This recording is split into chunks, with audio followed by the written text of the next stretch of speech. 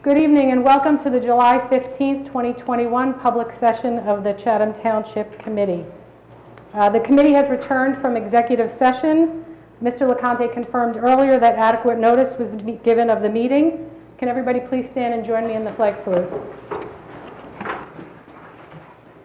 I pledge allegiance to the flag of the United States of America and to the republic for which it stands, one nation, under God, indivisible, with liberty and justice for all.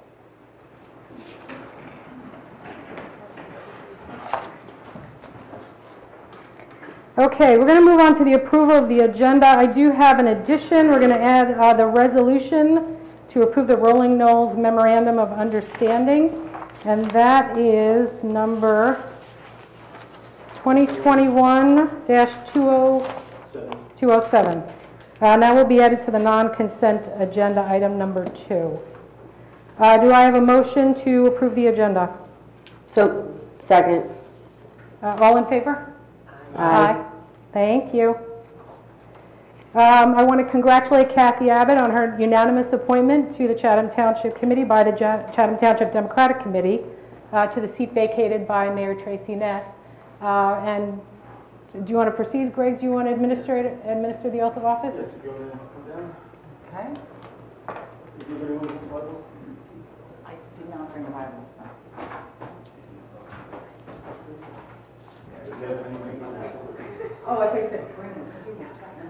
Yes, my husband did that. And the couple of Bibles? Yeah.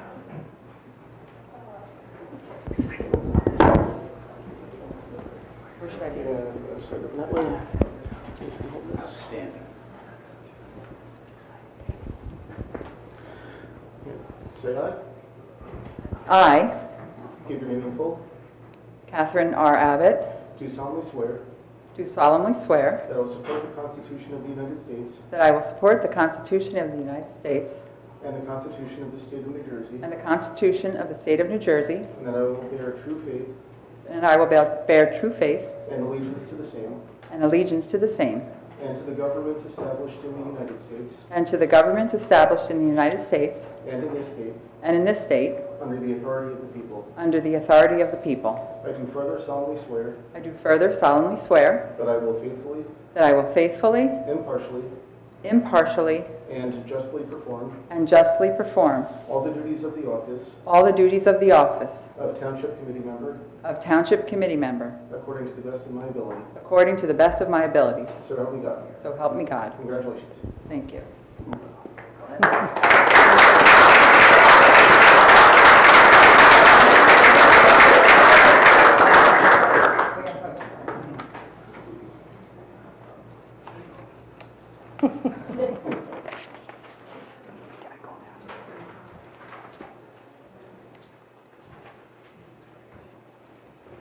Congratulations, Committeewoman Abbott. Thank you very much.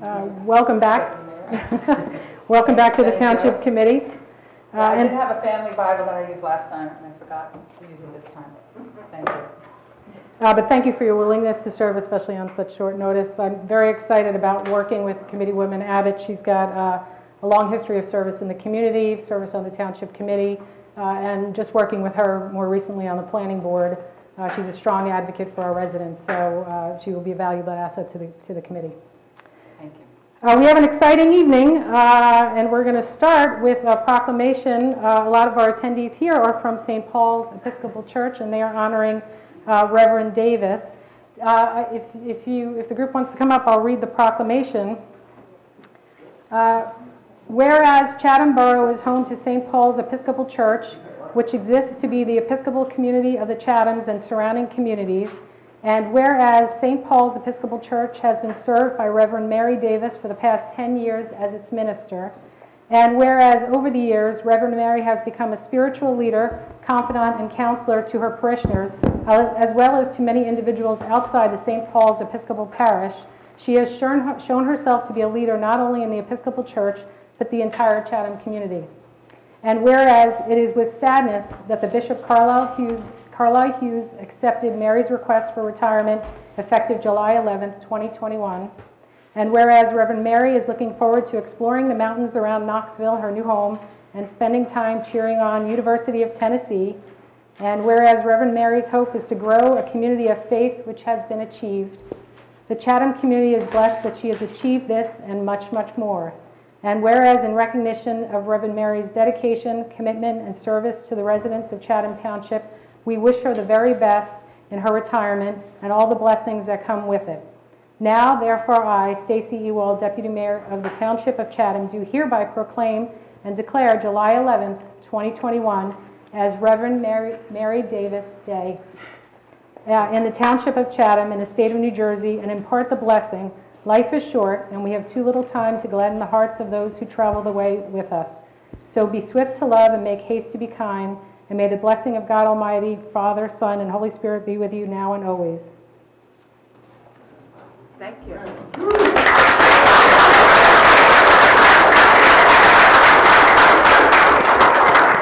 May I take a minute and just say thank you?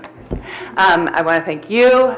Thank also the Chatham Borough Council, who I was there on Monday evening, and thank all of the parishioners who are here as well, but also the township and the borough for their support of St. Paul's. When I arrived at St. Paul's was described as, oh, you're that brick building that's right beside the library. And because nobody really knew where St. Paul's was or what we did. And over the past decade, we opened our building 24/7 during Hurricane Sandy, if you remember that. We did not lose power, and so we opened up to the town for people to charge. During the pandemic, we helped assist with the new feeding program that is going on now weekly, every week for the past year, over a year, for people who are hungry and without food. And I am just, I think, probably most proud of the fact that there are young people here tonight, that young people in the congregation of St. Paul's are empowered and know that they are leaders and that they are doing great things in their community and in the world. So thank you all so much for this, and of course thanks to the congregation as well. Well, thank you very much for your service to the community, but I think other people want to speak on your behalf.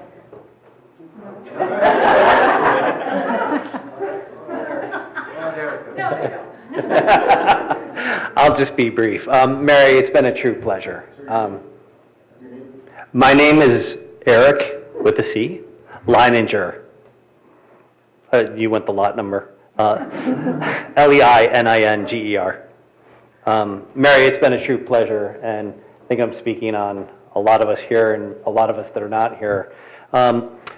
It was, as I've said many times, dark days before your arrival, and we're entering the land of milk and honey for your journey with us and for us. Looking forward to hearing lots of good stories for a long time, but all of what Mary said is absolutely true, but I think there's an additional point, is that she did it throughout her service, so she probably touched on a couple of the highlights, but whenever she was working, which was frequently, she did it with sort of God imbibing everything that she did. So we will dearly miss you. You have been an absolute wonderful mentor, leader, and teacher. Thank you. Thank you. I'd like to give you the proclamation. If we can get a few people up here for a picture, I think that would be nice. Thank you. Thank you.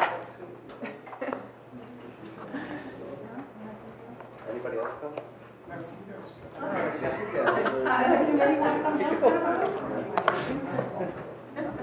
Is this forward?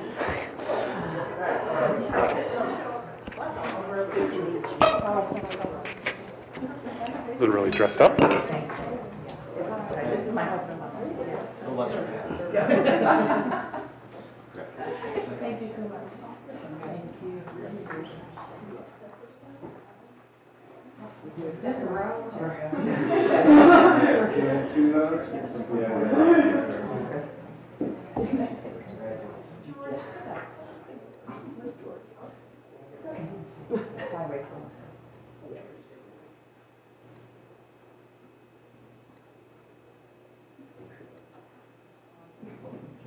All right, thank you so much.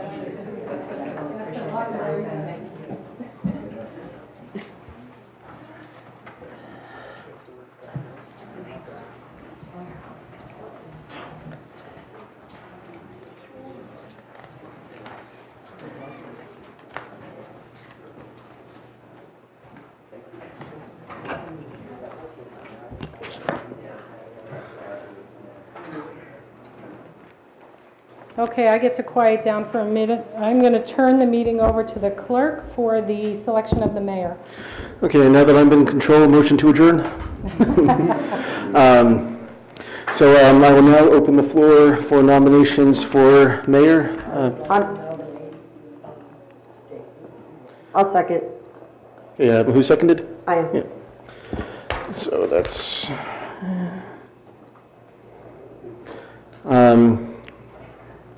Mrs. Ewald, you've been nominated to serve as mayor for the remainder of the year.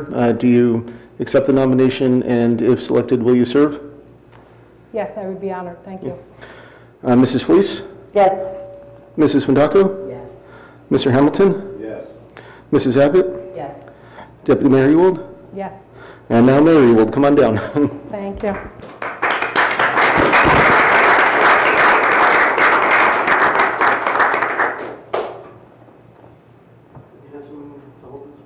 Oh, but my husband and my son are coming up.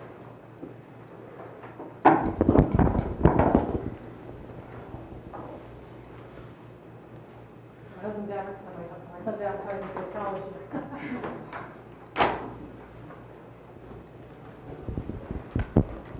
Okay, say aye.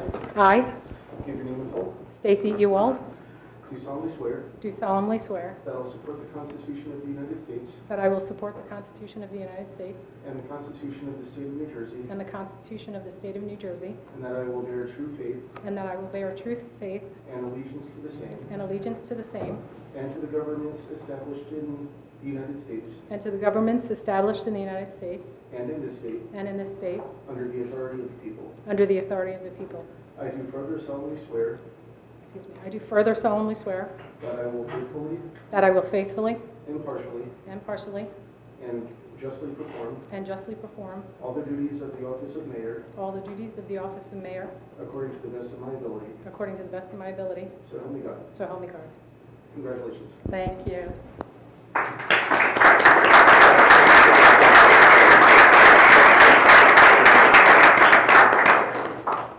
You're not going to sit down for photos? Oh, yeah. Do we want to do quick photos? Betty, got a camera?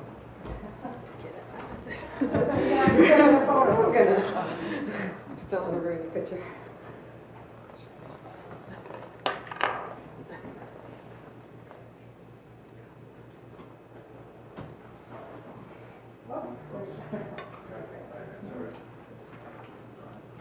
Thank you.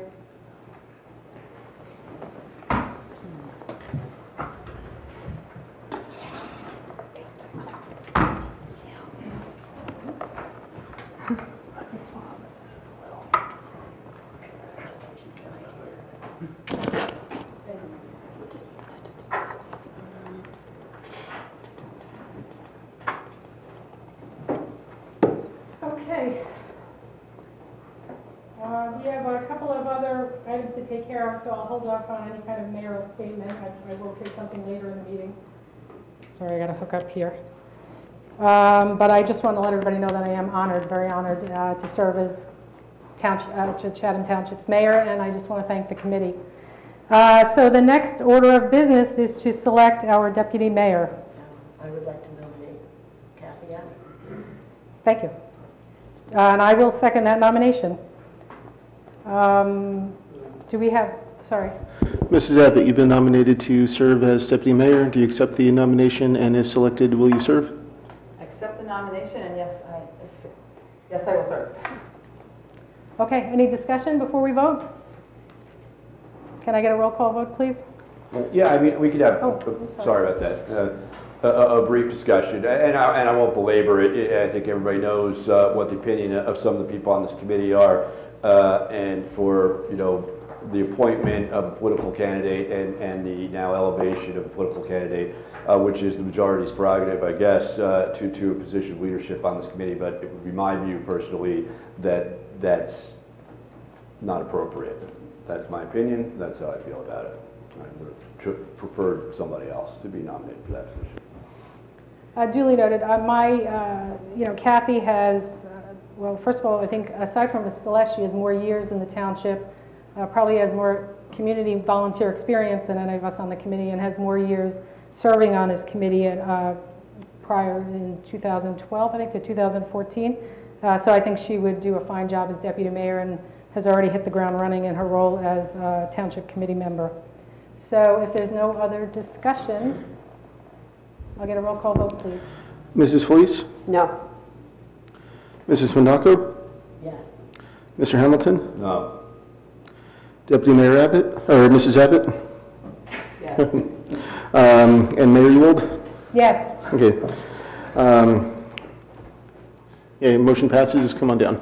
Congratulations, Deputy Mayor Abbott.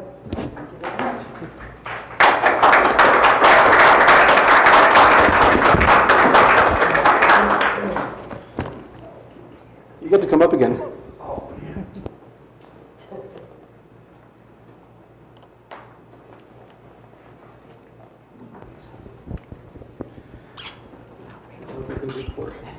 Say aye.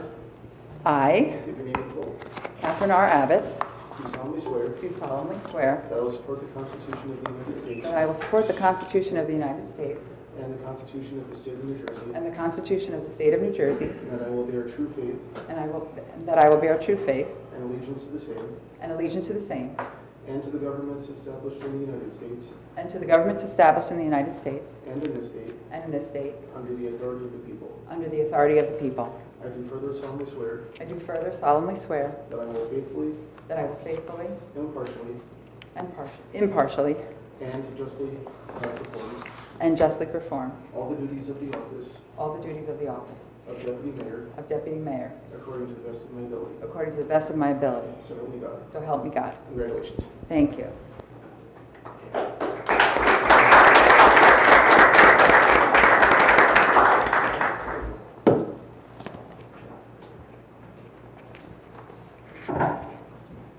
Congratulations.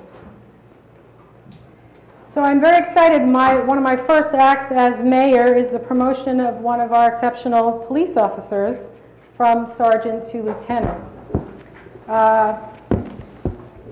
Stephen Bradley Hayworth, better known as Brad to his coworkers, friends, and family, was hired as a Chatham Township Police dispatcher in 2000.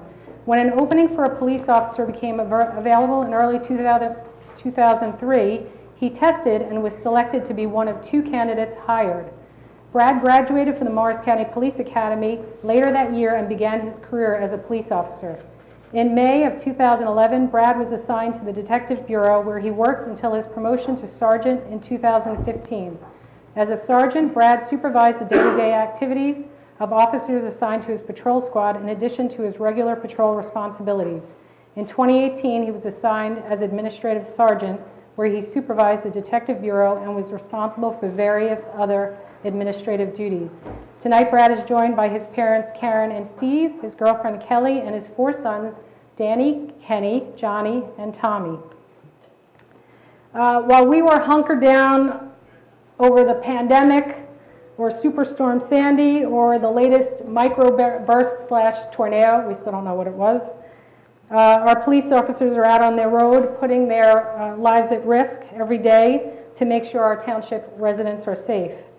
To distinguish yourself by achieving the rank of lieutenant means that you've given years of dedicated service and care to the residents of Chatham Township. And I want to thank Sergeant, soon-to-be Lieutenant Stephen Brad Hayworth for his service to our community. I would also like to thank his family for their sacrifice and their support. Normally we don't read resolutions, but I will read this one. And then I will ask the committee to vote on this promotion. Resolution of the Township Committee of the Township of Chatham authorizing the promotion of Sergeant Stephen Brad Hayworth to Lieutenant in the Township of Chatham Police Department. Whereas in March, the Township of Chatham initiated a succession plan to ensure the smooth operation of the police department, and whereas as part of the succession plan, a second lieutenant position will be filled, and whereas the announcement of this position was posted and 4 eligible candidates submitted their resumes and other credentials for consideration, and whereas all 4 candidates were interviewed by the Chief of Police and Township Administrator, and whereas the results and ranking of the candidates' responses was reviewed with the Township Committee's Public Safety Committee, who agreed with the recommendation of the Chief of Police and Township Administrator. Now, therefore, be it resolved that the Township Committee of the Township of Chatham hereby authorizes the promotion of Stephen Brad Hayworth to the position of Lieutenant of the Township of Chatham Police Department with an effective date of July 16, 2021. Be it further resolved that the Township Committee wishes Lieutenant Hayworth continued success in his career and service to our residents. Be it further resolved that the Chatham Township Committee thanks the eligible members of the Township of Chatham Police Department who interviewed for the position and wishes them continued success in their careers and service to our residents. Do I have a motion to approve the resolution? Do I have a second? Second. Roll call vote, please. Mrs. Felice? Yes. Mrs. Fondacco? Yes. Mr. Hamilton? Yes. Deputy Mayor Abbott? Yes. And Mayor Ewald? Yes. Motion passes. So let's administer the oath of office. Lieutenant Hayworth, you want to come up with your family to for the oath of office?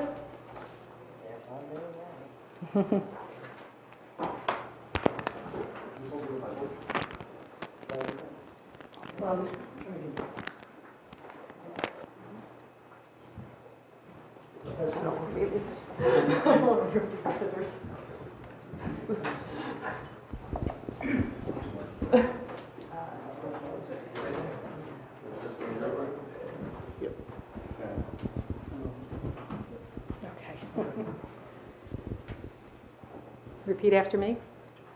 I state your name.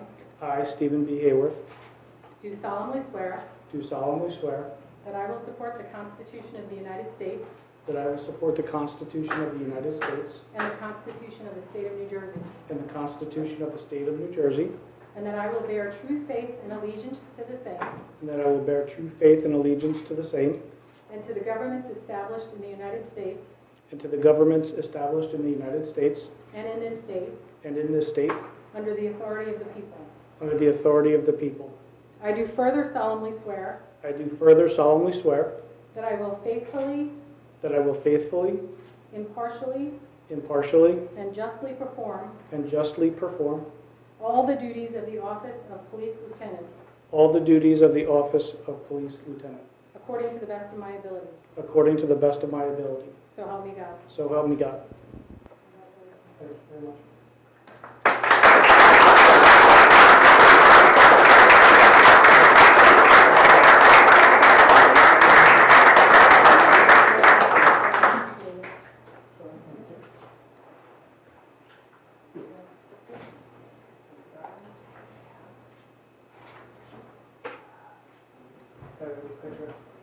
Do you want to get a picture with the committee also? We'll Sure, take, yes. take your family picture first, and then we'll get everybody else.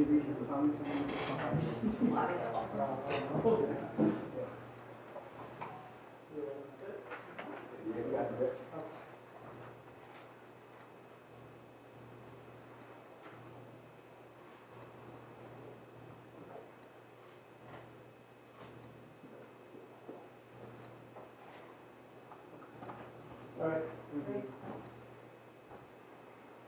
How's the family? Stay in?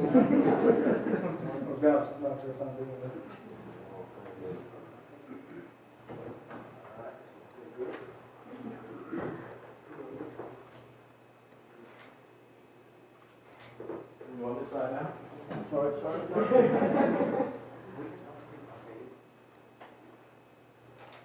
Nice. All right, one more, there's mom and dad are here, so they have to get a... I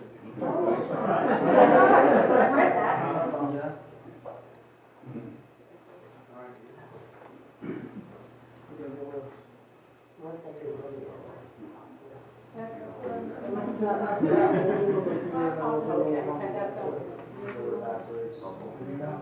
Yep. Everybody, we good? Flip up? Mom's back up a little bit. Perfect. Right there. 1, 2, 3. One more. Nice. And then one back. Yep. Thank you. Stay away from that.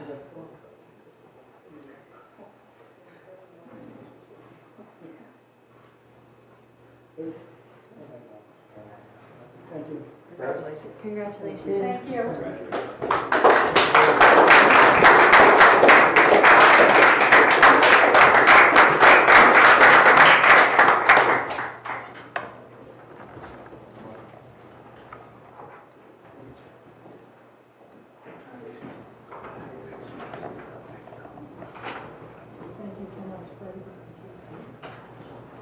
Congratulations.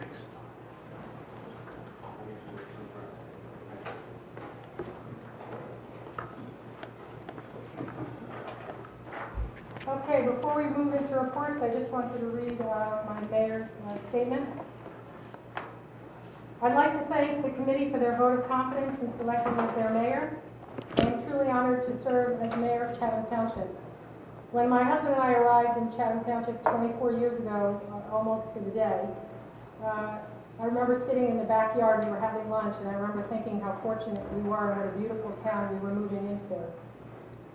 That love for the town just grew as I got to meet the people and I got to know them. In my work with the PTO, the Education Foundation, and other initiatives throughout the year, I was reminded time and again that Chatham Township residents are talented, hardworking, generous, and compassionate. It is the people who make the town the best place to live. And it is my great honor to serve the people of Chatham Township as their mayor. On a personal note, I have to thank my friends and the voters who have supported me over the years. I have to thank my family. While they committed to community service, they never committed to public service, let alone the political arena that I thrust them into. And they've been very patient and understanding with all of it. We have 5 officials on the committee. Each brings a wealth of experience, expertise, and a history of community contribution. We will not agree on everything, and that's okay. This committee represents our town, and we shouldn't fear disagreement in our discussions. But I expect that all discussions will be respectful. I expect this committee to set the example of how to have successful, bipartisan problem solving. We won't all get what we want, but an open, respectful dialogue will allow for the best decisions for our residents and for our township. I look forward to working with all members of this committee to ensure Chatham Township remains the best place to live. Okay, moving on to the business of tonight. I am pleased to announce that the committee unanimously supports a memorandum of understanding, which will be on the agenda later. That's the added resolution between the Township, the Great Swamp Watershed Association, and Mealy Trust, and the U.S. Fish and Wildlife Services regarding the Rolling Mills landfill Superfund site. The memorandum outlines support of year-round public use of the private portion of the Rolling Mills site following remediation for open space, including for wildlife conservation and passive public recreation, such as hiking, fishing, bird watching, nature study, and other similar activities. The parties intend to fully evaluate and further negotiate the best means to provide for wildlife conservation and passive public recreation, including issues related to appropriate future site ownership, conservation and/or access easements, wildlife habitat management, and recreational facility maintenance, as well as possible sources of funds to support wildlife conservation and consistent public recreational use. I want to thank the Great Swamp Watershed Association, the Mealy Trust, especially Paul Mealy, and the U.S. Fish and Wildlife Services for their efforts over the past couple of months, working with the Township toward a solution consistent with CERCLA, that is, to create a cost-effective model under the guidance and direction of the U.S. EPA that returns damaged land and habitat to useful purpose. On tonight's agenda, there are a few things I wanted to mention up front. Later in the evening, we'll hear a presentation by the Trust for Public Land, a private nonprofit organization who is attempting to purchase the 17.74-acre Fensky property on Southern Boulevard and turn over that property to either the Township or to Morris County. We will finish the evening with a discussion about our Zoom meeting policy going forward. Before those discussions, we'll have a public hearing and final adoption of 2 ordinances. Okay, let's move on. We're going to move on to reports. Mrs. Police? Okay, more good news at Colony Pool Club. Colony won its first swim meet of the season against West Essex. More than 75 children participated on the swim team, and swim lessons have 59 participants learning how to swim. The reintroduced tennis program has met its target with over 60 children enrolled so far. Third session of all programming begins next week. Colony has over 1,950 registered members, roughly increase of 80% over our last full season in 2019. Growth continues, and so far in July, the club continues to add registered members at an average of 5 per day. Presently, revenue is over $265,000. This excludes some revenue sources, but includes memberships and guest passes. This is 82% higher than 2019 last fall season. So it's great news all around. Great, thank you. Mr. Hamilton? Well, the Public Safety Committee, as you just saw, we were involved in the process for promotion and gratified to be involved in that, and thank the chief and the administrator for facilitating it, and happy to have found an exceptional candidate for promotion. But there's going to be further discussions going forward. Everything has a ripple effect, that there is going to be an emergent need on the horizon for recruiting and hiring of more junior members of the police force as well, just to make sure that we always have a strong and complete police force. So look forward to discussing that more in coming forward. But is your public on? You don't got me, Alex?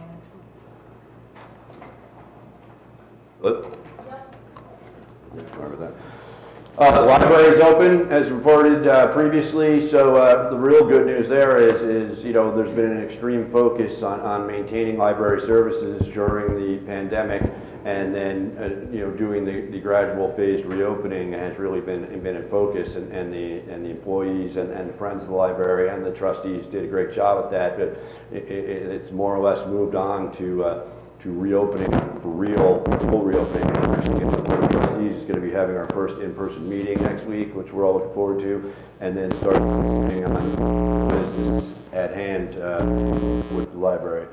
So I look forward to having more substantive reports that don't have anything to do with COVID, as far as programs and a potential some investigation into potential architectural issues and grant applications and such with the library. It is the middle of summer. I expect to have a more fulsome report on the Board of Education at the next meeting. It's my understanding that the Business Advisory Committee is continuing its efforts to gather participants for its Chatham Township business in Chatham Township.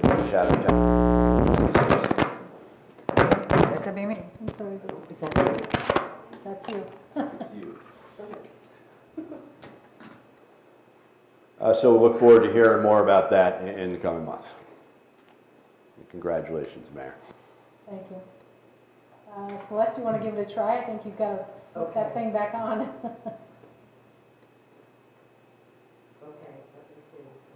Okay.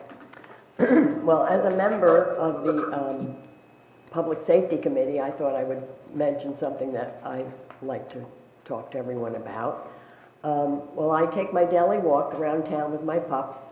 I see so many people riding bikes without helmets. I know as a bicyclist myself that helmets can prevent serious head injuries. I did have an accident a number of years ago where my head was actually bouncing on the roadway when I was thrown off my bike, and my tire had gotten caught in an expansion joint. I had lots of damage to the helmet, but thankfully I only suffered a lot of road rash. Now, all bike riders should wear bicycle helmets. Each year in the United States, about 800 bicyclists are killed, and another 500,000 end up in the hospital emergency room. Wearing a helmet can reduce the risk of head injury to bicyclists by as much as 85%. Now, with all this being said, I just want to let residents to know that the Township Police have free brand new helmets to give out to anyone who would like one. And they also have pamphlets that offer safety rules and guidelines for bicyclists. You can contact our police or let me know and I will get you one. But before I'm finished, I want to show you what we have. We have these snazzy black ones for 14 and over. And we have this cute little one here for like a little girl.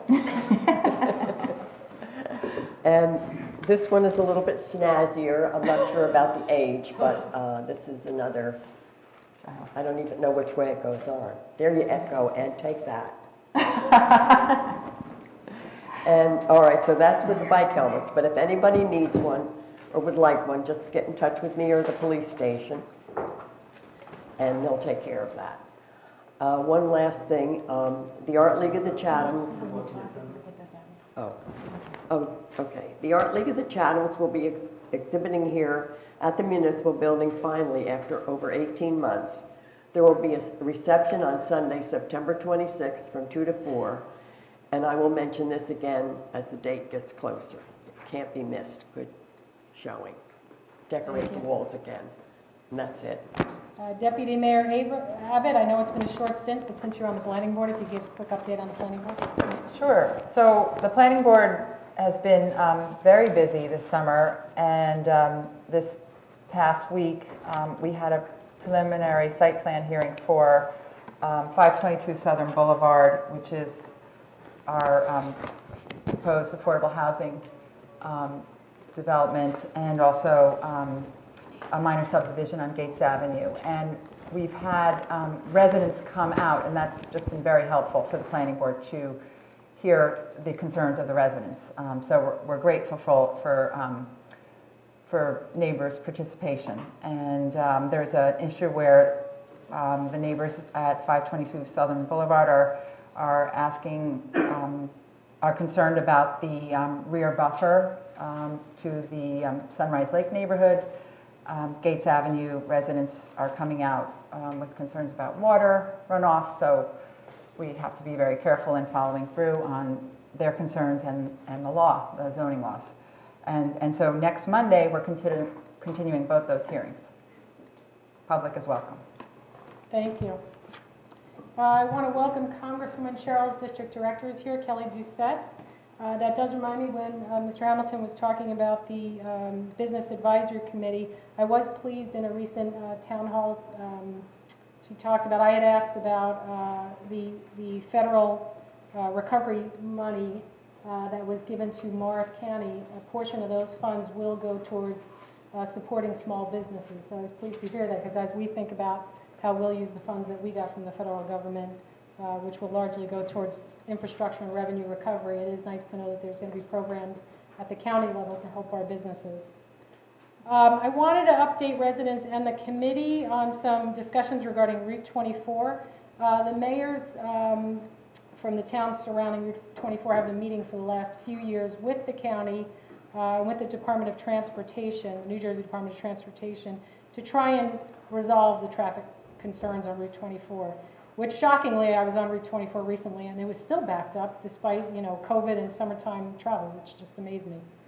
The priority for the county and for the NJDOT is the intersection at Columbia Turnpike and Park Avenue with all the development that's occurred in Florham Park over there.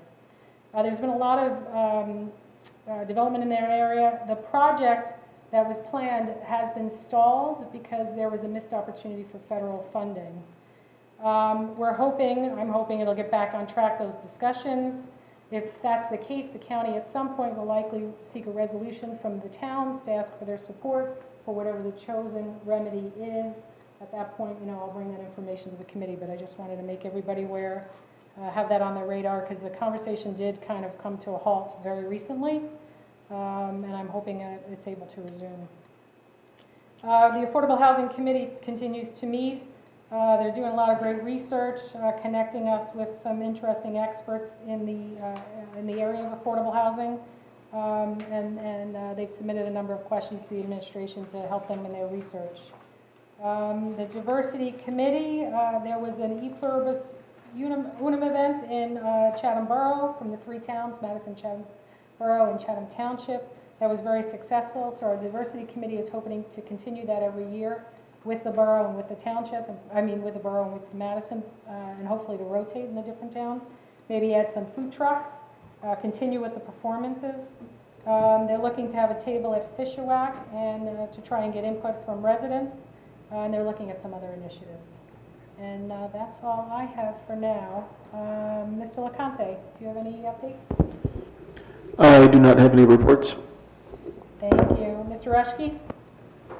No report, but I just want to note that in the consent agenda, there is a change order for the road paving, and the change order is related to an increase in price in asphalt and fuel. The paving was done under the Morris County Co-op, and they have specific bid specifications, and the bid specifications follow the standard NJDOT requirements. And in the DOT, they do monitor on a monthly basis the price of fuel and asphalt. And the specifications and the DOT requirements is that you make fuel and asphalt adjustments based on the index when the project was bid, which was in the fall of last year, versus when the work was actually performed. And so there's a calculation specifically the DOT has for adjusting both of them. And so it is set based on the actual quantity of work that was done. So it wasn't an unexpected expense. We don't typically see large adjustments being made in the past. But this year, there was a drastic change in fuel and asphalt prices. So we did see that expense come through. So I just wanted to explain that change order. Okay, thank you. Mr. Cruz, do you have any updates? No report, Madam Mayor. Mr. Hoffman? Yes, thank you, Madam Mayor, and welcome to the post as mayor. Wanted to report on a few items tonight. The first item that I'd like to report on is that the construction office is returning house plans and blueprints to certain residents that qualify. The Township Committee may remember that last year we reported that our staff was going through files. We went through 2,800 sets of files looking for plans that could be returned to our residents. State law requires that all house plans be kept for a minimum of 10 years. After 10 years, they can be destroyed. Instead of destroying them, we want to give them back to our residents. So we have over 800 sets of plans that we are going to be giving back. We have a pilot program that we have been testing. So if residents receive a letter that has the basically the heading Blueprints at Chatham Township Construction Office, please don't throw out the letter. Bring it in, sign it, bring a proof that you live at that location. We will take the letter, put it in the file, and give you your blueprints. Each set of plans is worth approximately $3,500, so we would like to have more space in our files, and we would like you to have the blueprints or the plans for the home that you live in. So please look for that. Our cutoff for this pilot program is we started looking to return plans for houses that were 12 years old or older, and then we're going to be doing this on a going forward basis. So. It's been a pleasure to see people running towards the municipal building with a piece of paper over the last week and a half, coming in and trying this, and we've got this. I think we have this down pretty well now, so that people can come get the plans, and they'll have the plans, and we'll have some more space. Also on the agenda tonight is a resolution 2021-201. This is to authorize an RFP for the master plan update. And this is something important. This is something to look at going forward, where the goal was to have this ready in the second half of the year so that we could go out to bid and be in a position to start the project either at the end of the year or at the beginning of 2022. I wanted to take this opportunity to thank Planning Board Chairman Tom Franco and our current planner, Frank Banish, for proofing the draft document and for suggesting improvements that have actually tightened up the document, made it stronger, so that when professional planners respond, they will have a better picture of what the township wants, and also our document will conform to the updated state guidelines for master plans. So both of those gentlemen deserve my thanks for helping to put this together. Also on the agenda is Resolution 2021-195, and this resolution is a little bit unique. These are funds that the township has received from the federal government. So these funds were received in late June. Our budget was already adopted, And these funds, these are the first of 2 payments that are coming from the federal government. This payment is for $529,465.88. Next year, we will receive a similar payment in the 2022 calendar year for that same amount, so the township will be receiving a total of $1,058,937.76. These funds, for the township to accept the funds from the federal government, we are bringing it into the budget as an item of revenue. The funds will not be used until the guidelines from the federal government as well as the state government are finalized. At present, the funds, we are told that the funds can be used to offset revenue losses, they can be used for sewer improvements, they can be used for water or stormwater improvements, and then they can also be used for broadband improvements. And there are lengthy guidelines that have to be followed, so we will take this in as an item of revenue, and then we will make sure we understand what is required by the federal government and the state government. And then we will ask the Township Committee, we will bring some recommendations to the Township Committee, but we will probably ask the Finance Committee or a subcommittee to help evaluate what's the best use for these funds going forward. But right now, the guidelines are in a state of flux. So that's my report. Thank you very much. Great, thank you. We're going to move into the hearing of citizens. I'm just going to read the guidelines first. Meeting access is guided by the state of emergency and the related governor's executive orders. At this time, the committee meeting room is open to the public, and we look forward to having you join us at your convenience. Under the executive orders, this meeting is also being made available for public participation remotely. If you are watching via cable TV on Comcast Channel 29 or Fios Channel 26, you can participate in the public comment sessions of this meeting by dialing any of the phone numbers which are listed on the agenda and which will be shown on your TV screen when we get to the public comment sessions.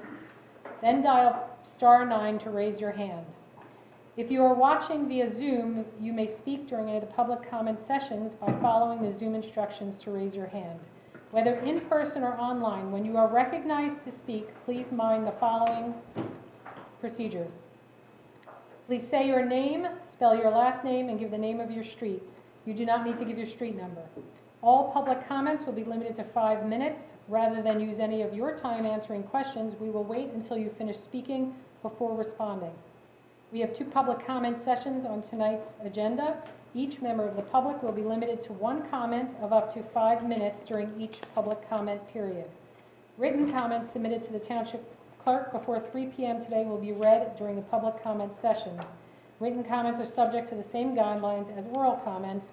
Duplicative written comments may be summarized rather than read in full according to guidelines issued by the New Jersey Division of Local Government Services. Mr. LeConte, did we have any emailed comments? We do not have any written comments. Okay, thank you. And I see we have somebody coming to the mic. We'll take the, anybody who's in person first and then move to Zoom. Yes. Hi. My name is Christina Mott, and I'm on Nicholson Drive in Chatham Township. First, just congratulations to Mayor Ewald and Deputy Mayor Abbott. I think at the beginning of the meeting, someone mentioned that there might be a discussion about continuing the Zoom access for public meetings, and I just wanted to stand up and voice my support for that. I think that it's a great tool for people to participate who might otherwise be unable to. I think that, it's really important for us to recognize that as our lives have changed with the pandemic, that things like Zoom have really made tools available to us to reach out and stay connected. So I hope that you'll consider that when you're having your discussion. Thank you. Thank you, Mrs. Mott. Anybody else? Do we have anybody on Zoom? Yes, one person. Jessica Romeo, if you could please unmute and give your name and street for the record. Sure, it's Jessica Romeo, 49, and you don't need the number, Pine Street, Chatham Township. Congratulations to Mayor Ewald and Deputy Mayor Abbott. Kathy, it's so great to have you back on the committee. I had a quick question for Ms. Felice about Colony Pool and the Wi-Fi, maybe not a question, but just something to follow up on. The Wi-Fi has been really terrible. Maybe look into working on that, fixing it, because I know there's a lot of people trying to work remotely from there while being with their kids, and it's been such a fabulous summer there. That's the one issue. So just thought I'd raise that. I think the bike helmet comment is great. I was actually just speaking with an officer who was at the pool the other day, Celeste. So I'm wondering if there's a way to tie this into the National Night Out that you're doing at Colony Pool, maybe doing a bike helmet fitting setting or a bike rodeo or something, to engage the community with our police department and also focus on bike helmet safety, which as the mom of a 13-year-old is a huge deal for me because she refuses to wear one. I've even had one of our officers come to my house and speak with her. So I'm glad you're taking that on. That's it. Thanks. Thank you. Mr. Effman, any thoughts about the Wi-Fi?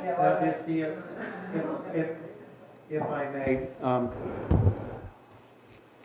we're having some systemic problems with the phone system, and Wi-Fi is also related to that. But there are some other options that people can use, but we have to solve some of our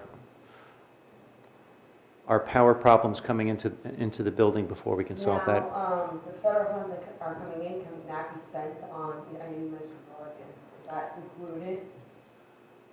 No, yeah. As of Friday, I believe so, but okay. we're on our fourth iteration of the requirements. So this is something that residents, we would like to have better Wi-Fi. Residents can have a card in their computers for a while, but the Township Committee is aware that we have been having some problems that occur, and our phone system over at Colony Pool is one of the areas that's been affected, and it has to be reset on a regular basis. So when we get through that, we'll be better. And then there was also an ask for walkie-talkies to make sure everybody can communicate with each other. But it's next year. Yep. Okay. I mean, now that we're making all the big bucks over at Colony, it would be nice to be able to make sure that people can access the Wi-Fi, because I can appreciate that if people want to be there all day. Plus, we have so many new members. It would be nice to maintain that membership. It will. Rome. We will make progress. As Committeewoman Felice reported, we have increased revenue, but we still have to make sure we are revenue neutral. We're very, very close. We're getting close. I'm confident we're going to get there this year. I'm confident. I'm starting to believe. I'm very confident. Wonderful. That's great. Okay, was there anybody else on Zoom? No, it's a quiet night. Let's go with it. Okay, seeing no one else, we will close the hearing of citizens. Okay, we're moving on to public hearing, final adoption of ordinances, ordinance number 2021-17. Mr. LeConte, can you read the ordinance?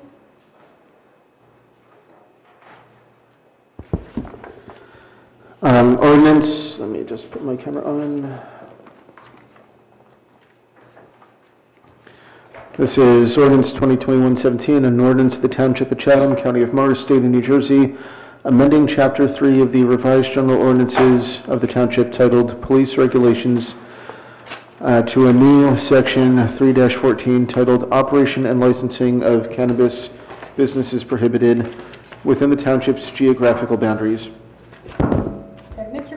Cruz, did you want to provide just a brief update since this is the public hearing date?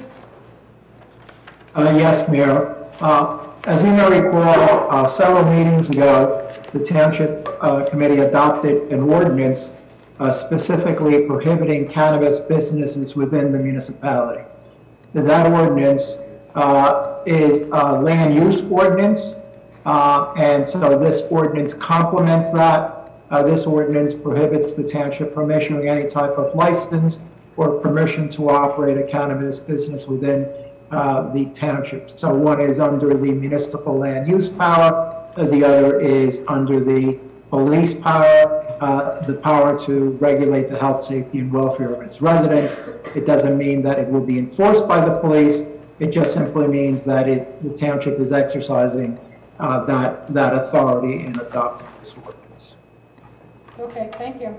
So we will open a public hearing on this specific ordinance, number 2021-17, regarding prohibiting licensing and operation of cannabis businesses. Anyone on Zoom? Okay. Seeing no one, we will close. Oh, I'm sorry. Did you want to speak to this ordinance? Sure. You read maybe there was light effect or 3 Rolling Hill Drive. I only know what I read about this ordinance. One is cannabis legal in New Jersey by the state? I didn't think they had passed a law, and if they do pass a law, are they going to allow municipalities to individually decide? I guess only valid if they pass a law. And question with this also apply to medical marijuana, which you can get in New Jersey, and I'm not sure actually where it's dispensed, but I don't know if it would apply to medical marijuana. People use it for medical reasons. Is that all the questions? That's, I guess, all my questions. Okay. I'll give you my take, and then I'll have Mr. Cruz answer the questions. The medical marijuana is under separate legislation. This is recreational use. And there was legislation passed, but they're working through the regulations right now. We had the opportunity, municipalities have the opportunity to opt out from having 6 types of cannabis businesses in their district, and this committee decided to opt out. Many towns are opting out initially because if you opt in, then those businesses are grandfathered, and right now we're not even sure what the rules are going to be. So this town certainly didn't want to be a guinea pig to the process, and most others, I think, or I shouldn't say that. There are many that are opting out because they just don't want to lock into something that they don't know what the details are at this point. Mr. Cruz, did you want to add anything to that? Mayor, you're correct. Medical cannabis is a separate legislation not covered by either this ordinance or the prior ordinance. And to add to your comment, when the recreational cannabis law became effective, municipalities had until August 21st to opt in or opt out. If you fail to take any action, then the state statute, the cannabis law, would impose its will on the municipality and allow certain cannabis businesses in certain areas of the municipality. August 21st is also the same date that the Regulatory Commission has to adopt regulations regarding the sale, the production, manufacturing, and sale of recreational cannabis, and that commission still has not issued its regulations. So you did this to really maintain what is currently in effect. Thank you. Anybody else who wanted to speak on ordinance 2021-17? Nobody else on Zoom? Okay, we're going to close that hearing. Do I have a motion to adopt the ordinance? So moved. Second? Second. Thank you. Any discussion? Great. Can I get a roll call vote, please? Mrs. Felice? Yes. Mrs. Fundaco? Yes. Mr. Hamilton? Yes. Deputy Mayor Abbott? Yes. And Mayor Ewald? Yes. Motion passes. Okay, next up, ordinance 2021-18. Mr. LaConte, can you read the ordinance?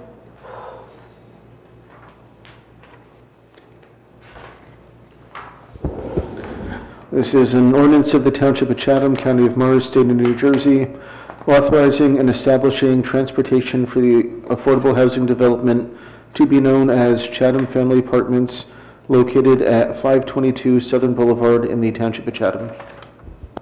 Thank you. Mr. Hoffman, can you just give a brief description? Certainly, Madam Mayor. This ordinance is something that will help our future development at 522 Southern Boulevard achieve a perfect score when they submit their application for the 9% tax credit. So this ordinance will be the framework for which we can have shuttle service from 522 Southern Boulevard to the Madison train station for 2 hours in the morning and 2 hours in the afternoon. that any resident can take, the shuttle will be departing from 522 Southern Boulevard. There will be a fee for its use, and it's not limited to just the residents of 522 Southern Boulevard, but it's one of the requirements. You have to have public transportation within a half mile of this affordable housing development. So that's the reason for the ordinance. Great, thank you. Sure. And just so everybody understands, that helps the town to get their tax credit financing for the project. But we will continue to pursue options with New Jersey Transit to see if we can get some kind of transportation within a half mile of 522 Southern Boulevard.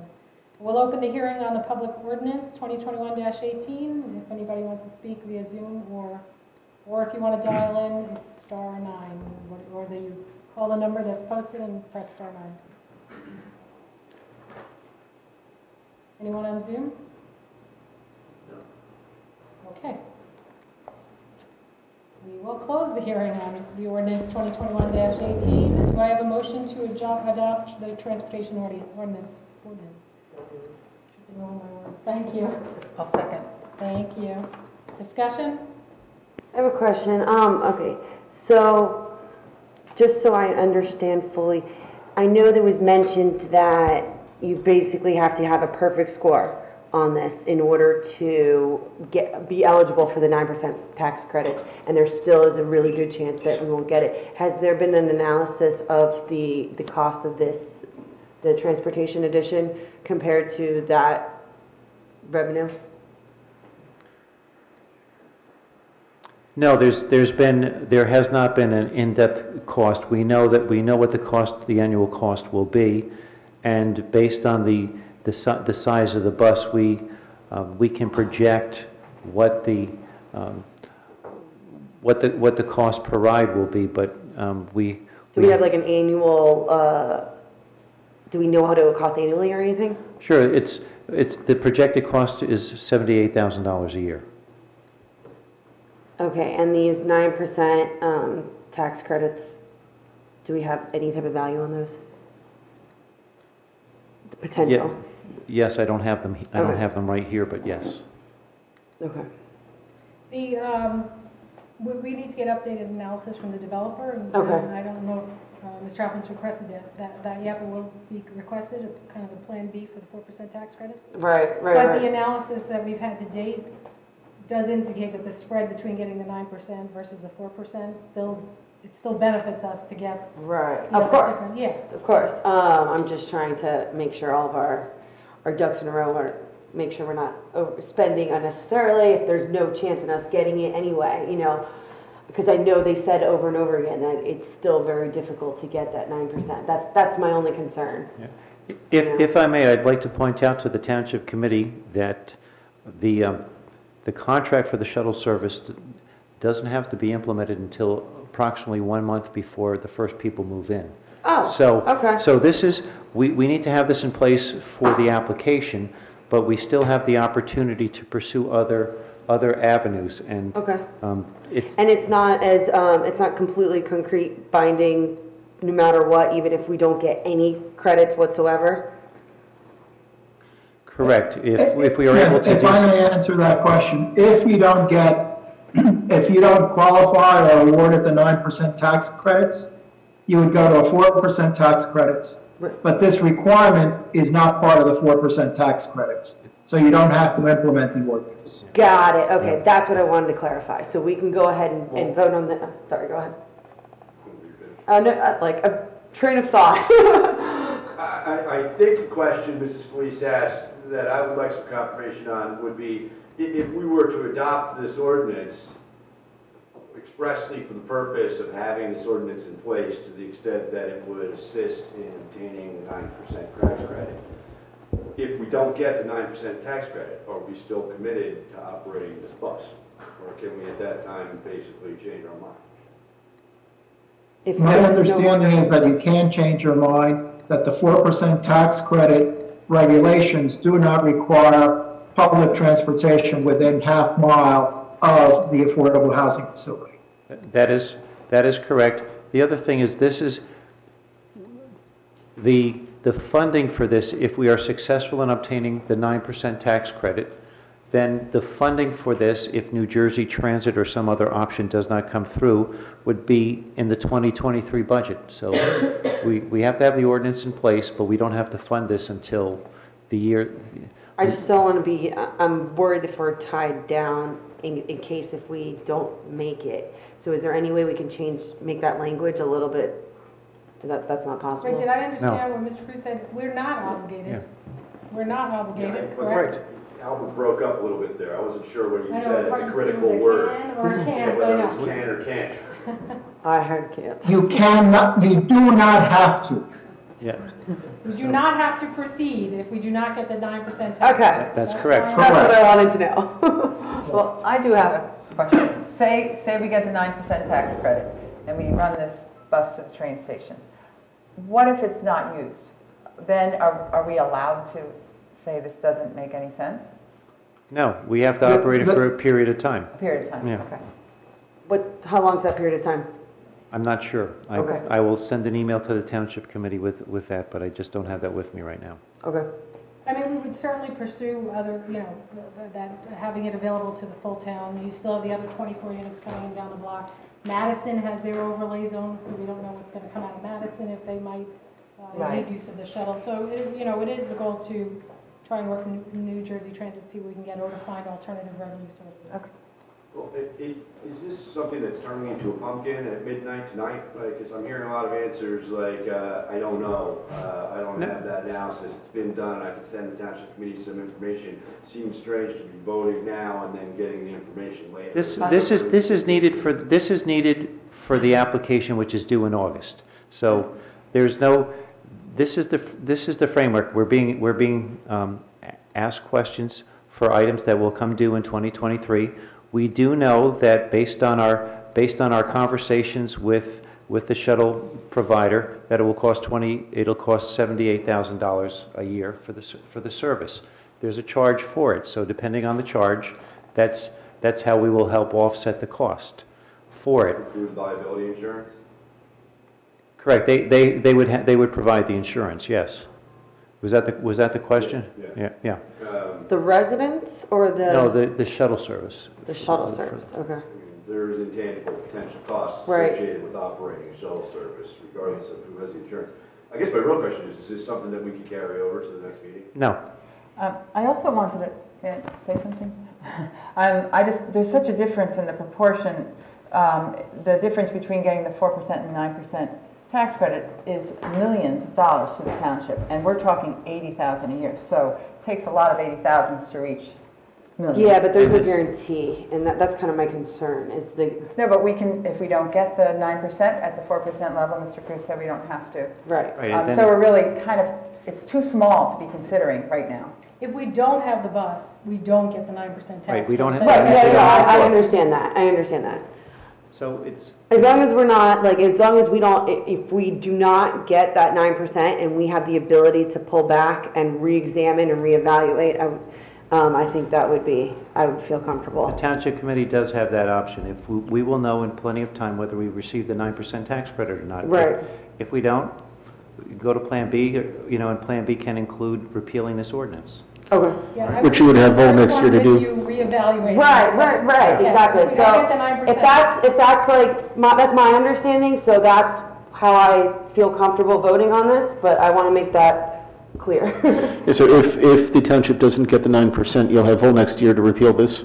Perfect, okay. No, I also want to say there's logic to why the rule is made as a carrot to the 9%. It's because when you increase population density, you don't want to necessarily increase the cars as much as the population. And if there really is a demand to go to the train station, it's great for the traffic around the area. So, and it'll pay for itself by the fees perhaps. So you don't want to say it's a bad thing to have public transportation when you're adding so many residents to one single area of town. Just a different discussion. Right, I just don't think it's a bad thing if it really is needed. Okay. So we have our motion and our second, and if there's no other discussion, let's go for a roll call vote. Mrs. Felice? Yes. Mrs. Fundaco? Yes. Mr. Hamilton? Yes. Deputy Mayor Abbott? Yes. And Mayor Ewald? Yes. Motion passes. Okay, we're moving on to the consent agenda. Mr. LaConte, can you read the consent agenda?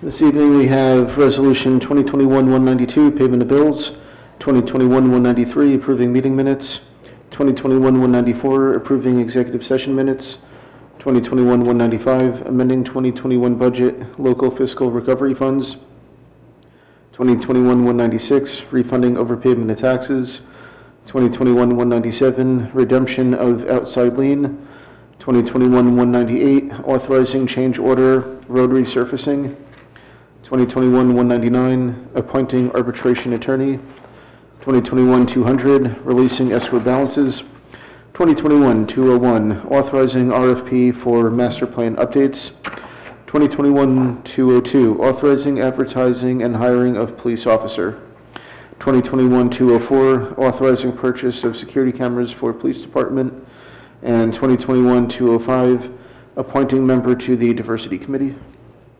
Great. Do I have a motion to approve the consent agenda? So moved. Second, thank you. Did you get the last second? Okay. Roll call vote, please. Mrs. Felice? Yes. Mrs. Fondaco? Yes. Mr. Hamilton? Yes. Deputy Mayor Abbott? Yes. And Mayor Ewald? Yes. Motion passes. Okay, we're moving on to our non-consent agenda. Next on the agenda, Resolution 2021-206. Mr. LaConte. Yes, this is, let me just pull it up. The committee got this a couple days ago, and basically it's the it's resolution of the Township Committee of the Township of Chatham designating committee assignments and liaisons. So it's basically just an update to reflect that Mayor Ness is no longer on the committee and that Mrs. Abbott is now filling in. And I will defer to the mayor if you want to elaborate on any of the appointments. No, unless anybody has a question, but let's start out with the motion to adopt. So moved. Thank you. Do I need a second? Okay, any discussion on this resolution? Wonderful. Can I get a roll call vote, please? Mrs. Felice? Yes. Mrs. Fondaco? Yes. Mr. Hamilton? Yes. Deputy Mayor Abbott? Yes. And Mayor Ewald? Yes. Motion passes. And then we had the resolution that we added at the beginning, which is 2021-207, the Memorandum of Understanding. Is there, did you want to read, or is that exactly what it is? Yeah, let me just grab that.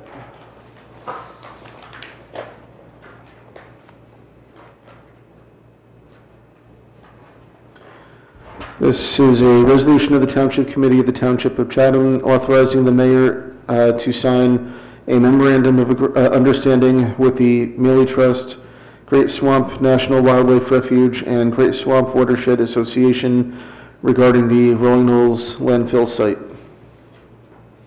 Wonderful. I provided an update on that at the beginning. Do I have a motion to adopt this resolution? So, That's Second. Thank you. Any discussion? Wonderful. Can I get a roll call vote, please? Mrs. Felice? Yes. Mrs. Fondaco? yes. Mr. Hamilton? Yes. Deputy Mayor Abbott? Yes. And Mayor Ewald? Yes. Motion passes. Wonderful. Okay, we're on to the discussion section.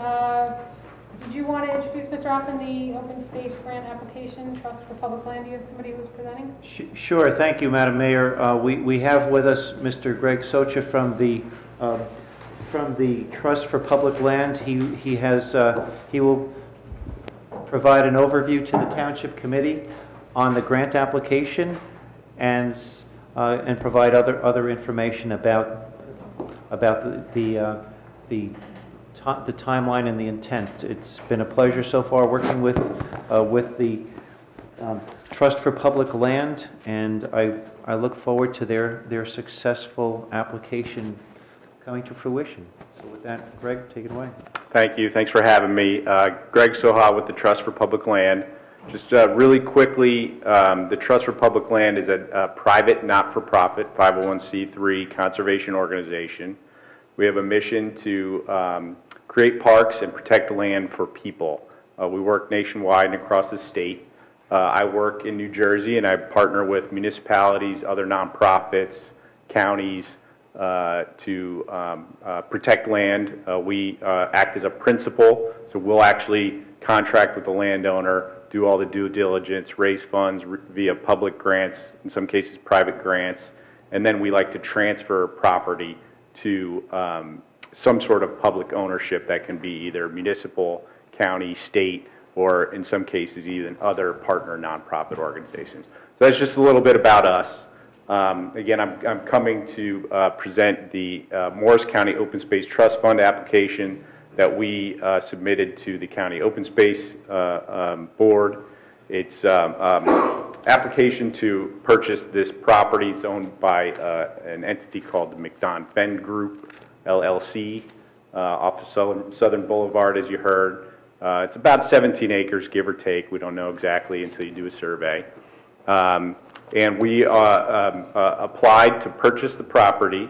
The plan would be to eventually purchase it after raising the funds and then transfer it, ideally to the township as an addition to Nash Field. It's adjacent to Nash Field.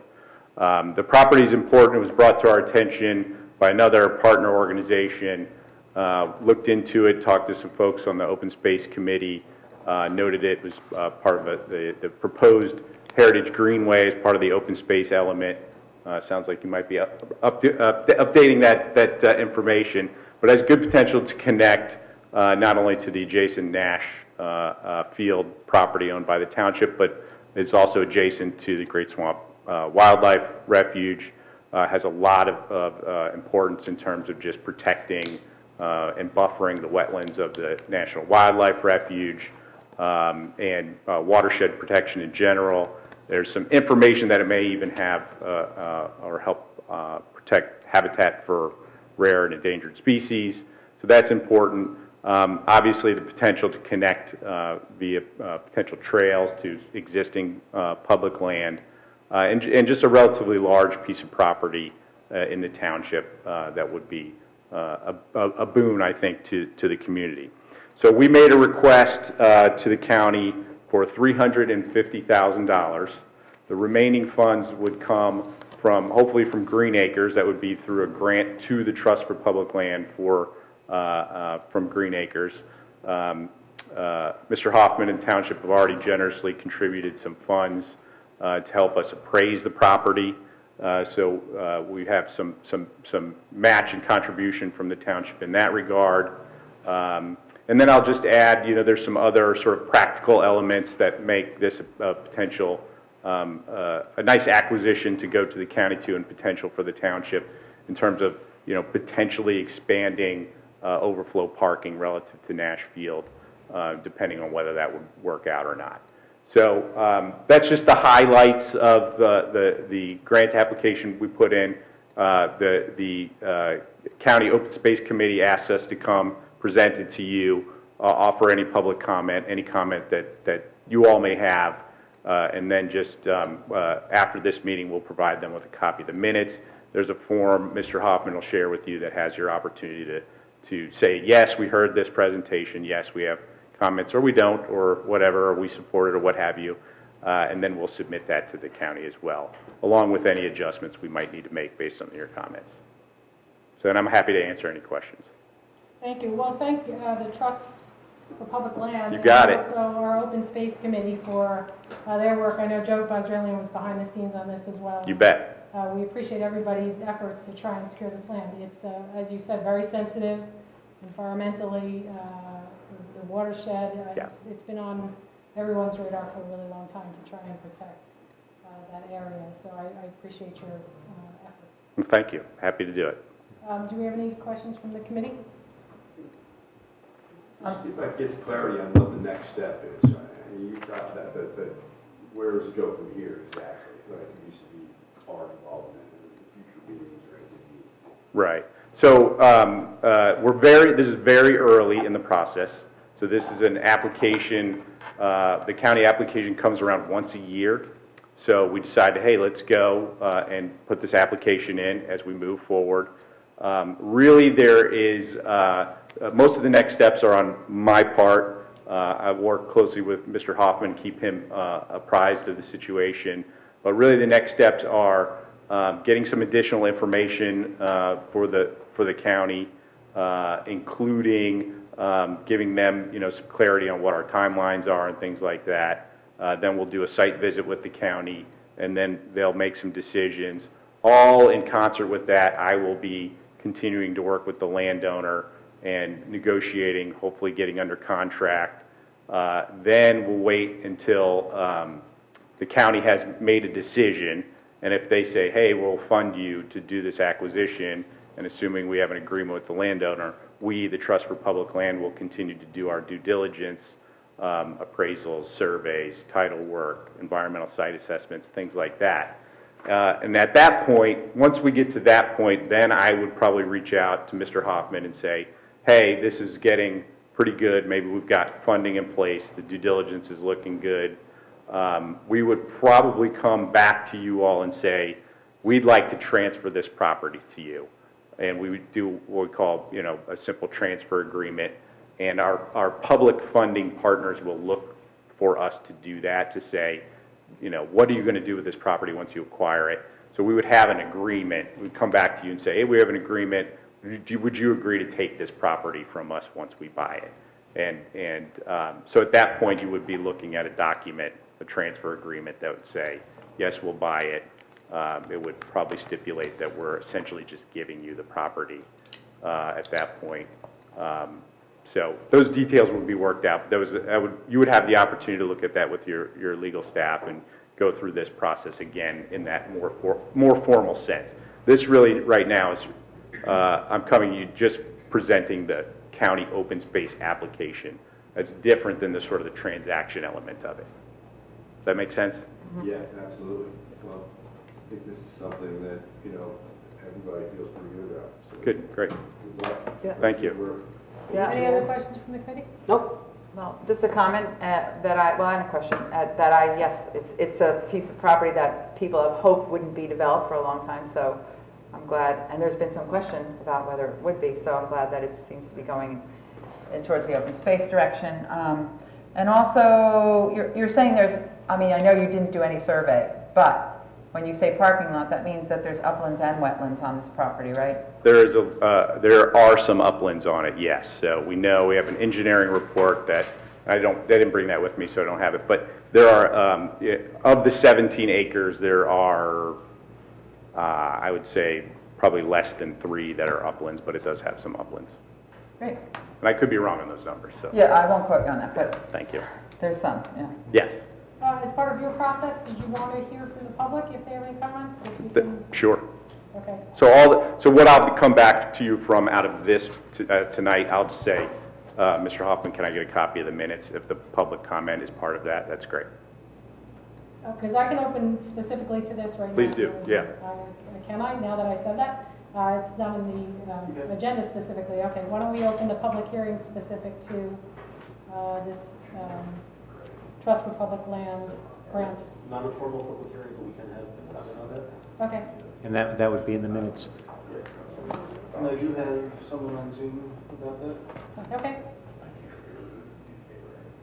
Yeah, Jessica? Oh, hi, it's Jessica again from Pine Street, Jessica Romeo. I just want to say this is exciting. This is a really important piece of land for us to have as open space to keep protected. As we all know, it's a very sensitive area. It's a corridor for us, and I think this is really promising, so I'm excited to hear this. Thank you. Thank you.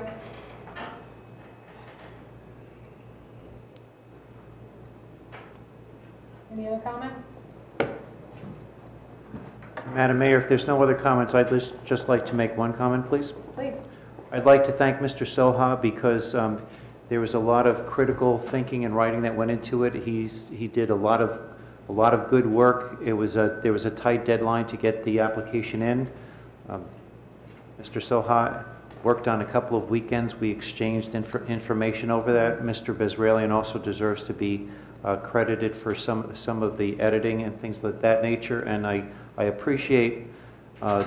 Soha and the Trust for Public Lands forward-looking, because there are things that, because of our ongoing discussions over that intense 2-week period, this application will be better, and there's the potential linkage for use with Nash Field. So we have some options because we talked about it ahead of time. So thank you for being forward-looking.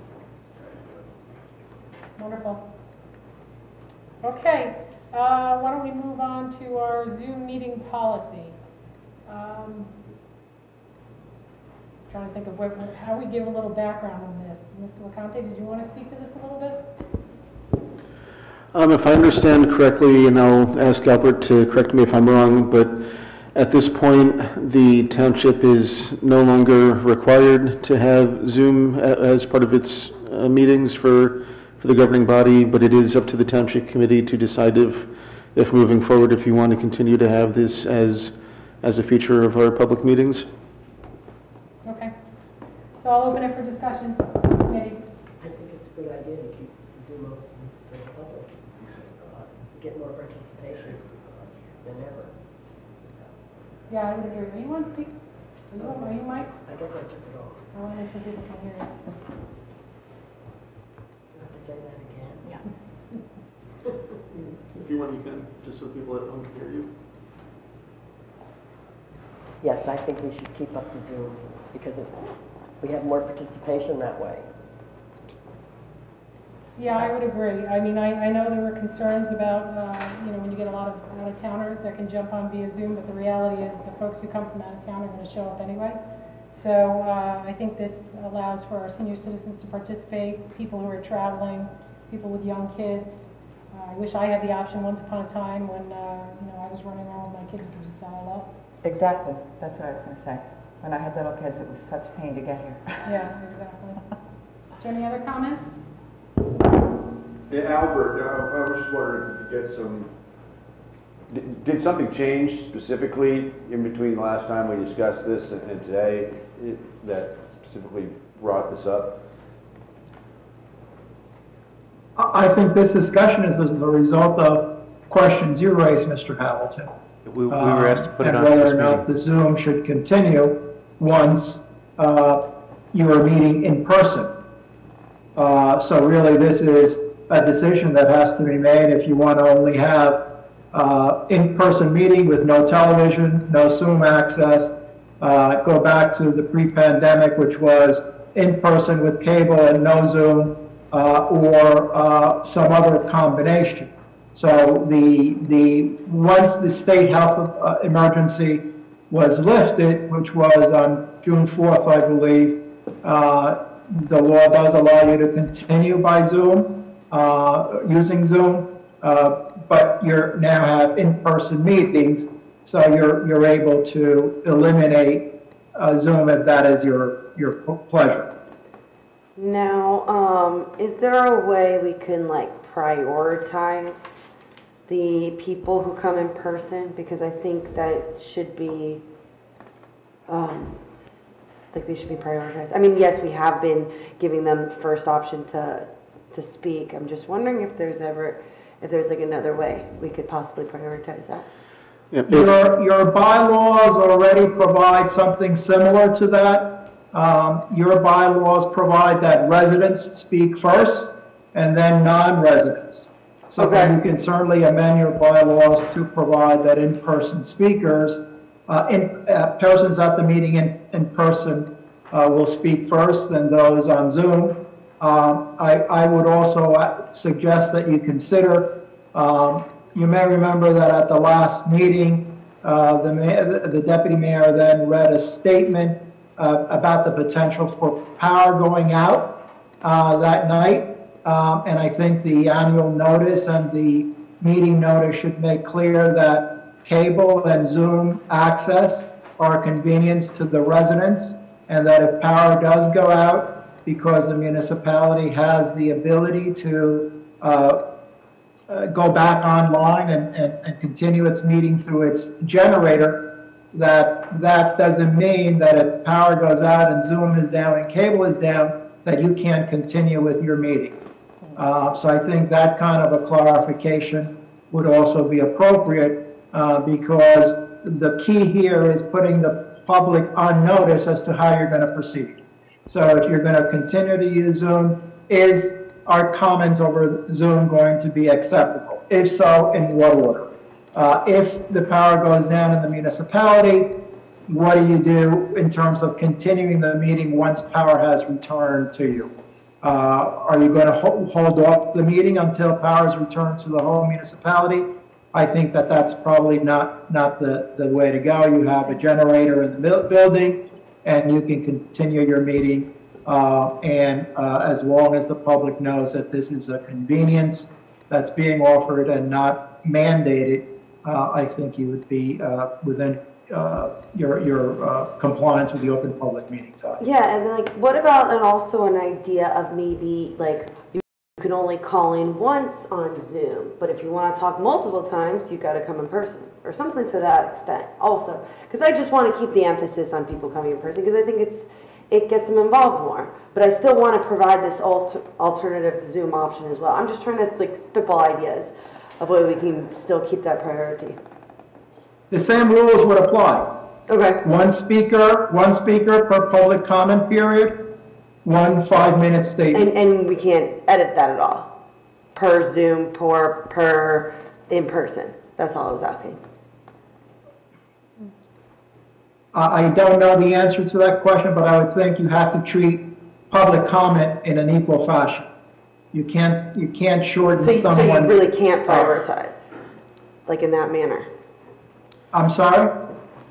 If I understand your question correctly, if someone speaks once via Zoom, then they can't speak in the additional public hearing scheduled for that evening? Or something to that extent. I'm just trying to brainstorm ways where, because I think it's valuable to have people come in, and so I want to keep that priority. So that's all I was thinking. But that's all I was thinking. Sounds like it'd be called discrimination. How is that discrimination?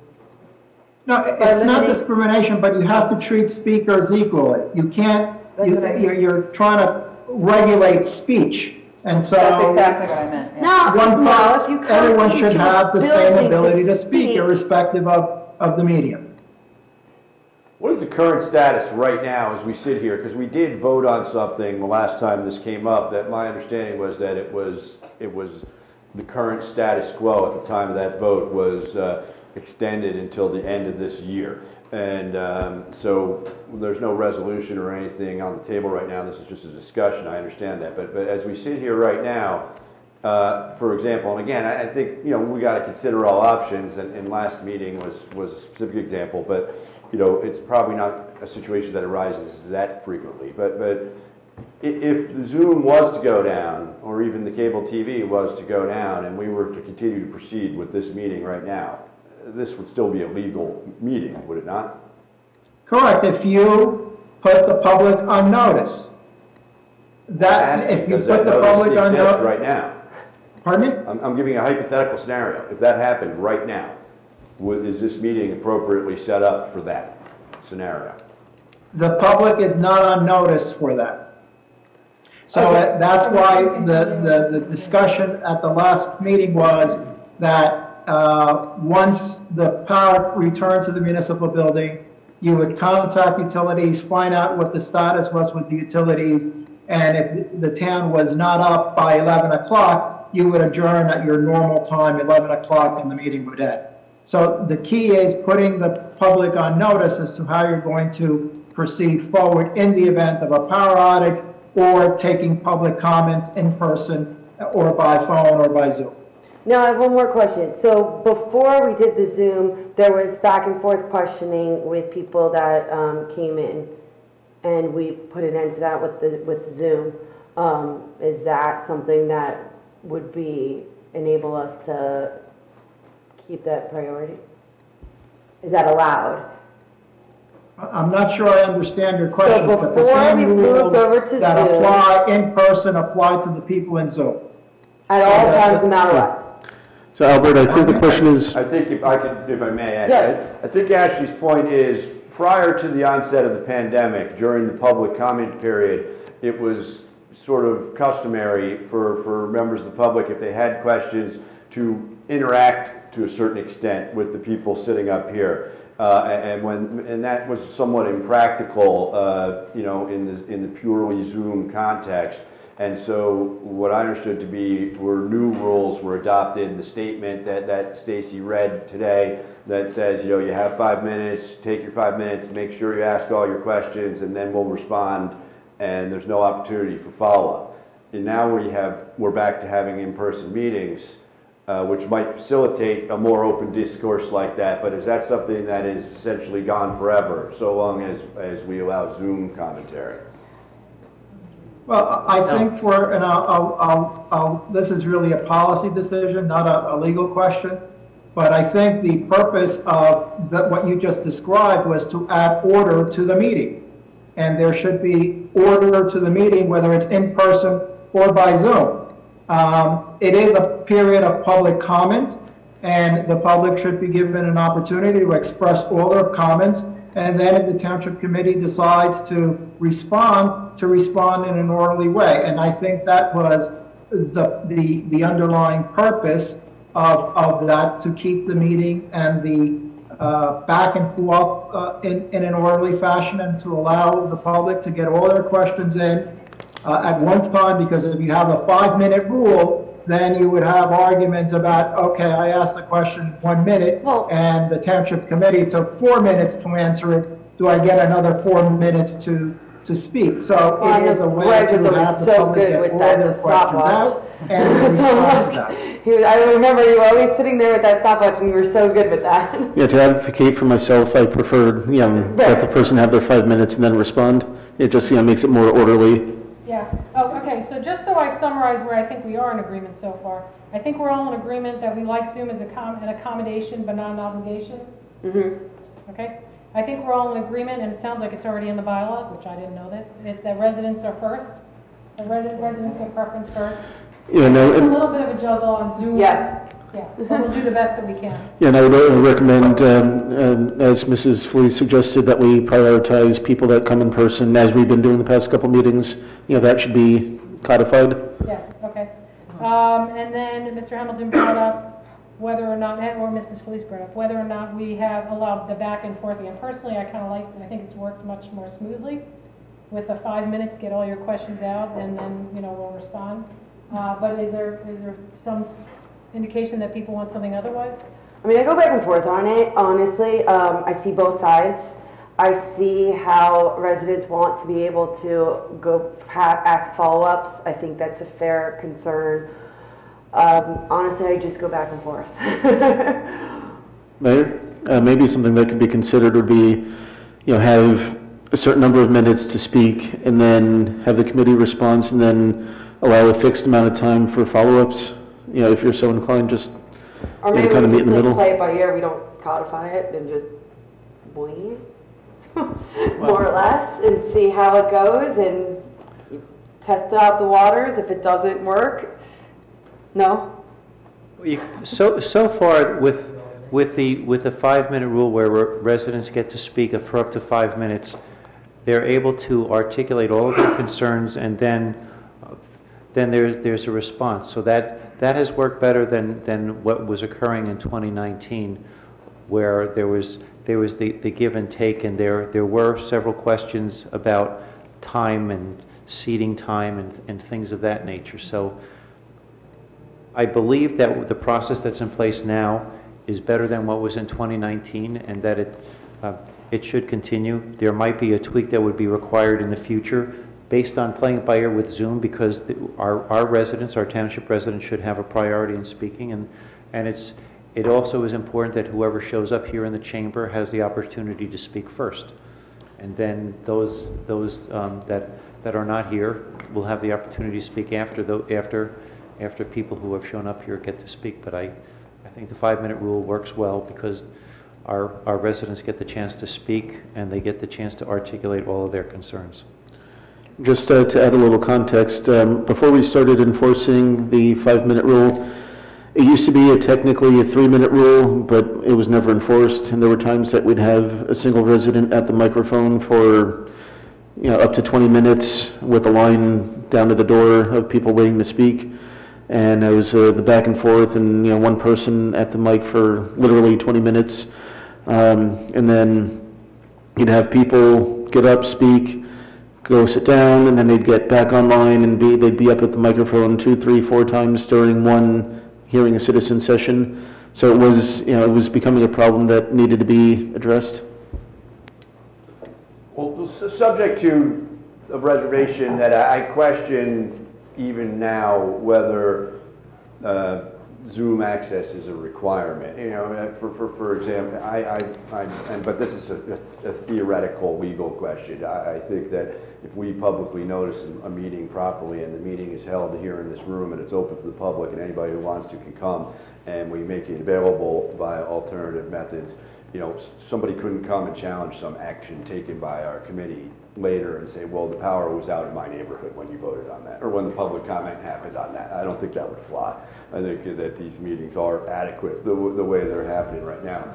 But I think that a reasonable compromise to this, would be we did vote. I don't think it was at the last meeting, but a meeting or two ago, to extend what is effectively the status quo, which is Zoom participation, cable TV participation, and the 5-minute rule through the end of the year. And now that we're back to in-person meetings, and we're still doing that, I guess my feeling would be, why don't we just keep doing it?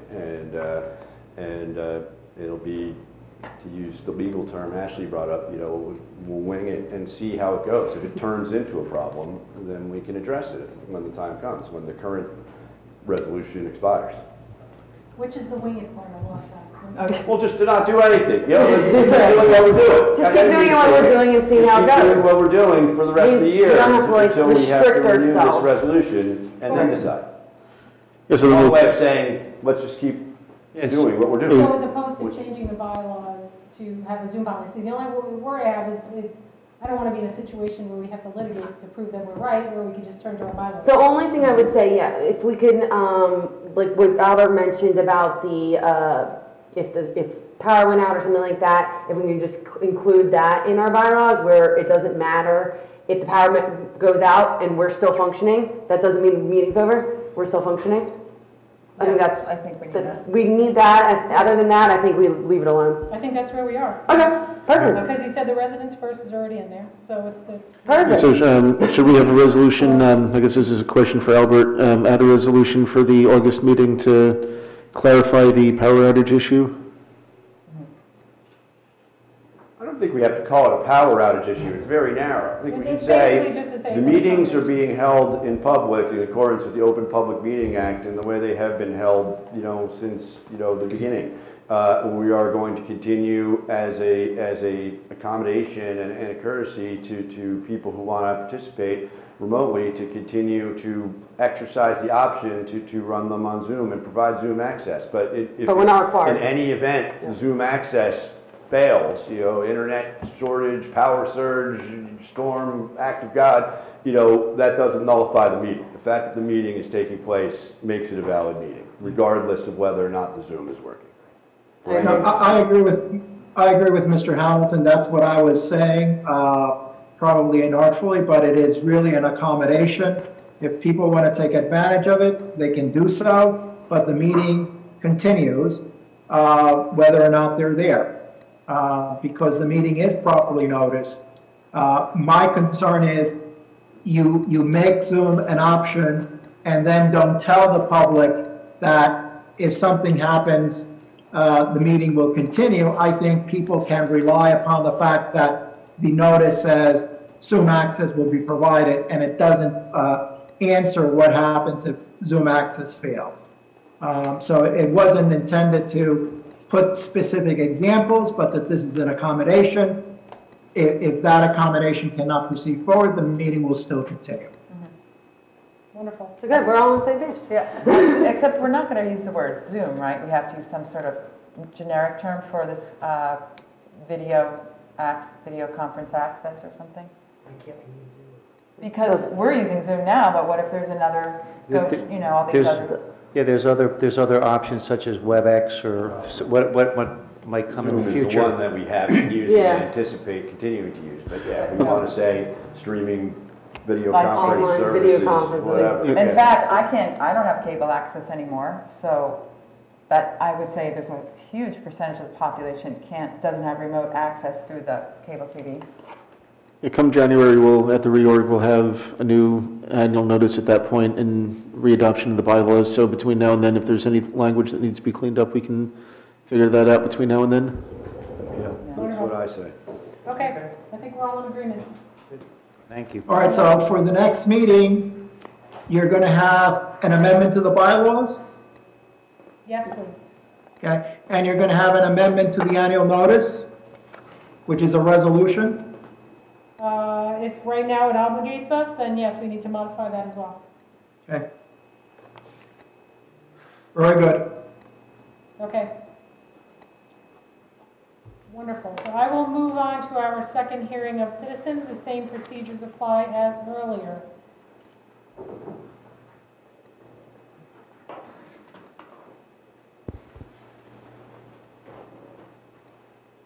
Kelly Doucette, Rolling Hill Drive, but I'm here this evening in my capacity as the District Director for Congresswoman Cheryl, who asked me to pass on her congratulations to Mayor Ewald and Deputy Mayor Abbott. And she thanks you for your continued public service, you and all of the Township Committee for your continued public service and service to Chatham Township. So thank you. Thank you. Thank you. Thank you. Do we have anybody else? Do we have anybody on Zoom? Nope, not at this time. Okay. Seeing no one else, we will close the second hearing of citizens. I think that's pretty much a wrap. Do I have, oh no, we have to go into executive session. Oh, That is correct. so much for a wrap. It So wasn't going to be 3 we hours. are going to go into executive session. I'm going to ask Greg to read the resolution. When we return, though, we do not anticipate taking any action. Well, we might. We might. That's an option of the Township Committee. Usually we say we're not. No, isn't there? There is there's something something that we might may take have action to. on. Okay, I take that back. We may be taking action on the return. Well, I don't think we're taking any action. Okay. Is that correct? I mean, I thought we were. I think that once you tell the public you're going into executive session, it may be for a period, and you're not telling them when you're coming back. So I don't think that there's anything you're going to do in executive session that's going to require public action.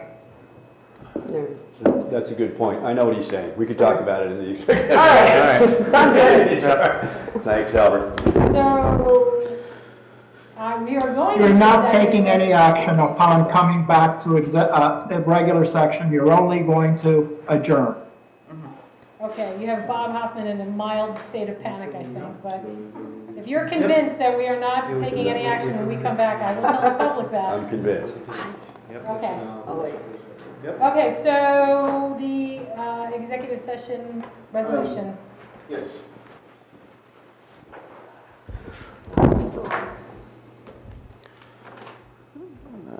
You're limiting now just to items 4 and 5. The first 3 items have been resolved. Correct. Yeah, so this is Resolution 2021-P-15, resolution of the Township Committee of the Township of Chatham in the County of Morris, State of New Jersey, authorizing conference of Township Committee with the public excluded, whereas NJSA 10:4-12 of the Open Public Meetings Act permits the exclusion of the public from a meeting in certain circumstances, and whereas the Township Committee of the Township of Chatham is of the option that such circumstances presently exist, now therefore be it resolved by the Township Committee of the Township of Chatham, County of Morris, State of New Jersey as follows. Public shall be excluded from discussion of the specified subject matter. General nature of the subject matter to be discussed is as follows. Potential litigation and litigation, Township of Chatham versus Kronos Holdings LLC and SL Chatham 2 LLC, condemnation action number MRS-L-789-21. It is anticipated that the minutes on the subject matter of the executive session will be made public upon conclusion of the matter under discussion, and in any event when appropriate pursuant to NJSA 10:4-7 and 4-13, The committee will come back into regular session and may take further action. Resolution shall take effect immediately. Great. So I have a motion to move into executive session. So moved. That was Mrs. Fondaco for a second. You got that? Okay, roll call vote, please. Mrs. Felice? Yes. Mrs. Fondaco? Yes. Mr. Hamilton? Yes. Deputy Mayor Abbott? Yes. And Mayor Ewald? Yes. Motion passes. Okay, thank you.